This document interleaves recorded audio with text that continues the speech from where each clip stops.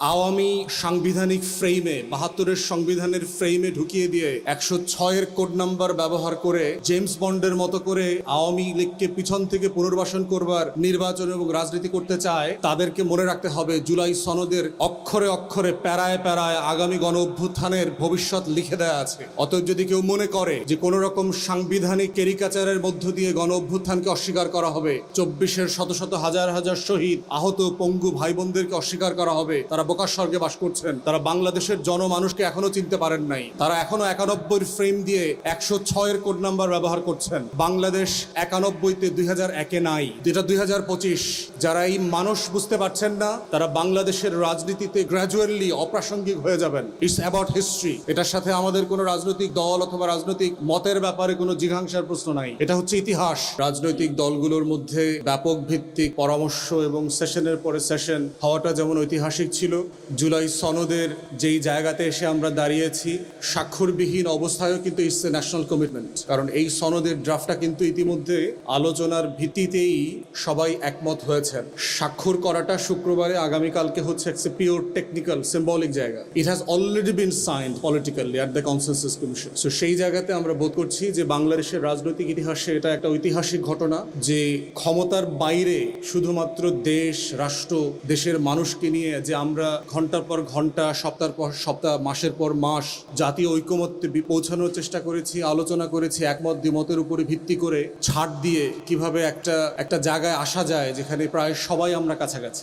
আমরা এর আগেও বলেছি যে এবি পার্টির পজিশন হচ্ছে যে এই সরকার হচ্ছে গণ অভ্যুত্থানের ম্যান্ডেট নিয়ে গঠিত একটা সরকার। কোনো সংবিধানের খামেবন্দি ১০৬ ঠিকানায় পাঠানো কোনো কোড নাম্বারের চিঠিতে এই সরকার গঠিত হয় নাই। এই সরকার হচ্ছে ২৪-এর রক্তস্নাত গণ অভ্যুত্থানের সরকার। যারা আওয়ামী সাংবিধানিক ফ্রেমে ৭২-এর সংবিধানের ফ্রেমে ঢুকিয়ে দিয়ে ১০৬-এর কোড নাম্বার ব্যবহার করে জেমস বন্ডের মতো করে আওয়ামী লীগকে পিছন থেকে পুনর্বাসন করবার নির্বাচন এবং রাজনীতি করতে চায়, তাদেরকে মনে রাখতে হবে জুলাই সনদের অক্ষরে অক্ষরে প্যারায় প্যারায় আগামী গণ অভ্যুত্থানের ভবিষ্যৎ লিখে দেওয়া আছে। অতএব যদি কেউ মনে করে যে কোনো রকম সাংবিধানিক ক্যারিকাচারের মধ্য দিয়ে গণ অভ্যুত্থানকে অস্বীকার করা হবে, ২৪-এর শত শত হাজার হাজার শহীদ আহত পঙ্গু ভাই বোনদেরকে অস্বীকার করা হবে, তারা বোকার স্বর্গে বাস করছেন। তারা বাংলাদেশের জনমানুষকে এখনো চিনতে পারেন নাই। তারা এখনো ৯১-এর ফ্রেম দিয়ে ১০৬-এর কোড নাম্বার ব্যবহার করছেন। বাংলাদেশ ৯১-তে ২০০১-এ নাই, এটা ২০২৫।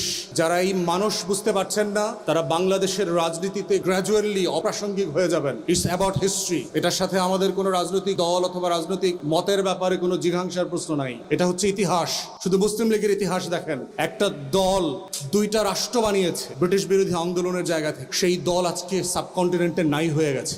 আওয়ামী লীগকে দেখেন, বাংলাদেশের ইতিহাসের সবচেয়ে লম্বা সময় বৈধ অবৈধভাবে জোর করে ক্ষমতায় থেকেছে। সেই দলের নেতারা আজকে পালায়ে সীমান্তে লুঙ্গি পরে পালাইছে। এটা হচ্ছে ইটস অ্যাবাউট পলিটিক্যাল হিস্ট্রি। যদি আপনি জনগণকে বুঝতে না পারেন, জনগণের মানুষ বুঝতে না পারেন, জনগণের যে পরিবর্তিত চরিত্র বুঝতে না পারেন, ৬ কোটি তরুণদের আকাঙ্ক্ষা বুঝতে না পারেন, তাহলে বাংলাদেশের রাজনীতিতে সে যত বড় রাজনৈতিক দল হোক না কেন, সে নাই হয়ে যাবে। এই নাই হওয়ার ইতিহাস আমরা এই বাংলাদেশের ইতিহাসেই বহুবার দেখেছি গত ৬-৭ দশকের মধ্যে। তো সেই পরিবর্তিত বাস্তবতায় আমাদের এবি পার্টির পজিশন হচ্ছে যে বর্তমান অন্তর্বর্তীকালীন সরকার হচ্ছে গণ অভ্যুত্থানের সরকার। এবং সেই প্রেক্ষিতেই পার্টির চেয়ারম্যান বারবার রিপিটেডলি কমিশনের মিটিংয়ে বলেছেন যে ডিসাইসিভ হওয়ার সময় এসছে। Enough is enough on discussions and debate and consensus.